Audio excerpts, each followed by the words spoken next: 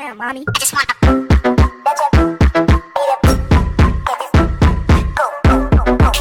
What's up, world? I'm back with another video.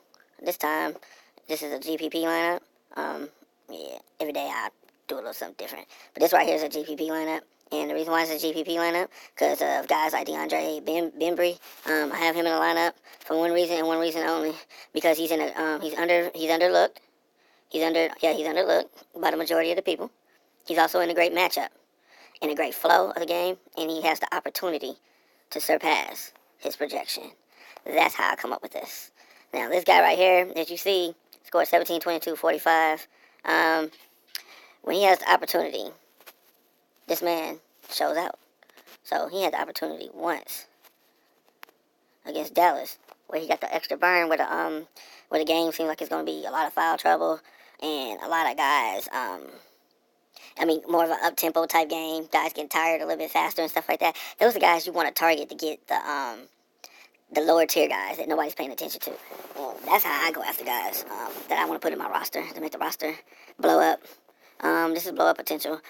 Spillman, he's also going against, Cleveland, who's playing very bad defense right now. They just fired their coach, claiming that they can't get nothing done on the defensive end and offensive end. So, guys like Spillman will have an opportunity to get off. If you look, he's up and down at 36. I'm thinking all he has to do is score around 16 to reach value for me. And then Amir Johnson, Toronto going against Philly going against Toronto. That's going to be a physical game. It's going to be a lot of fouls. It's going to be a lot of rebounding. It's going to be a lot of assists. There's going to be opportunities to block.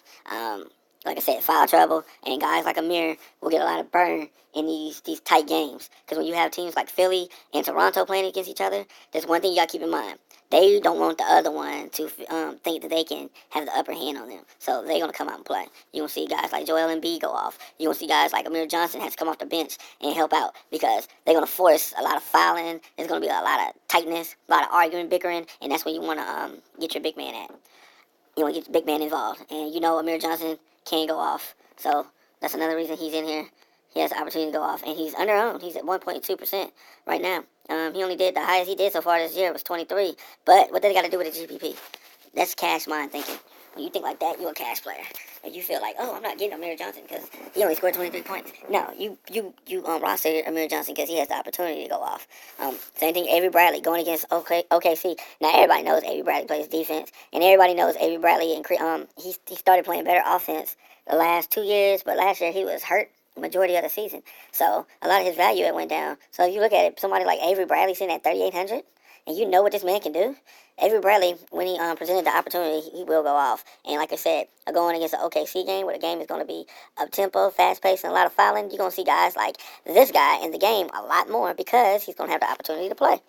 Guys don't think like that, and that's why they can't make a GPP lineup. All they do is make cash lineups. They need everybody to be a name player, a big name player. They need everybody to fit into a roster and all this other stuff and all this 3,800, 3,600 and reach value and all that type of stuff. You do need that stuff when you're thinking of a GPP, but in cash games, the game is not like that, and guys don't understand it. I can make a cash lineup way easier than I can a GPP lineup because with GPPs, you have to look for value. So people don't understand.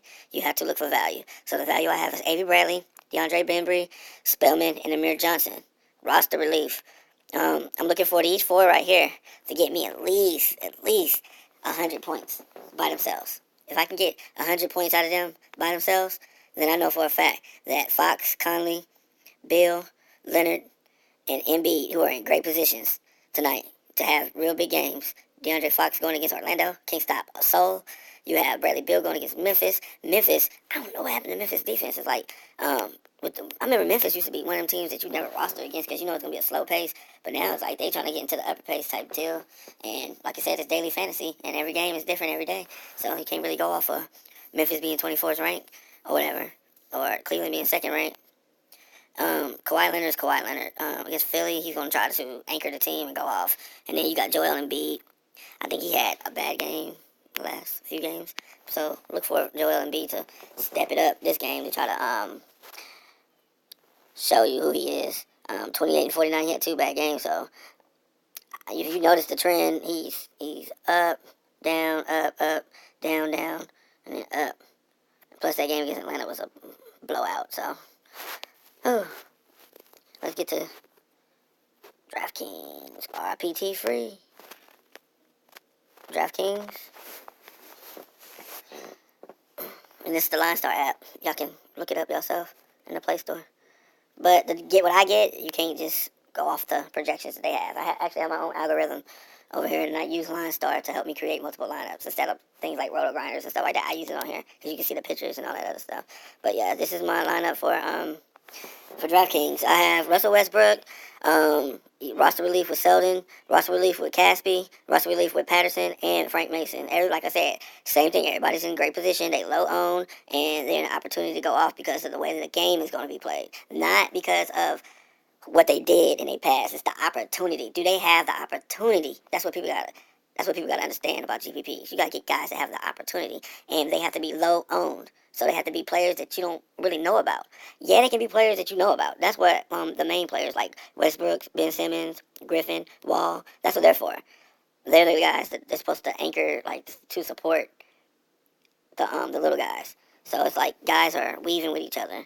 Frank Mason goes against Orlando because Orlando pretty much suck against point guards, and it's gonna be an up tempo type game. You know what I'm saying? You got you see on with the prices and stuff like that, DraftKings is a little stricter. DraftKings is more value than FanDuel was, but FanDuel is kind of turning into value too because how they punt one position, and they pretty much are doing the same thing DraftKings are doing. They're just giving you one guy to punt, so all you gotta do is roster a guy that's not gonna do anything and real low own, so you can get all the value that you can possibly can get. I think I like FanDuel a little bit more than DraftKings because they give you a little bit more roster room, but it is more potential. For not roster room, but more points per player. Yeah, more points per player. But it also makes the scores extremely high too. So you got guys playing 150 lineups in FanDuel.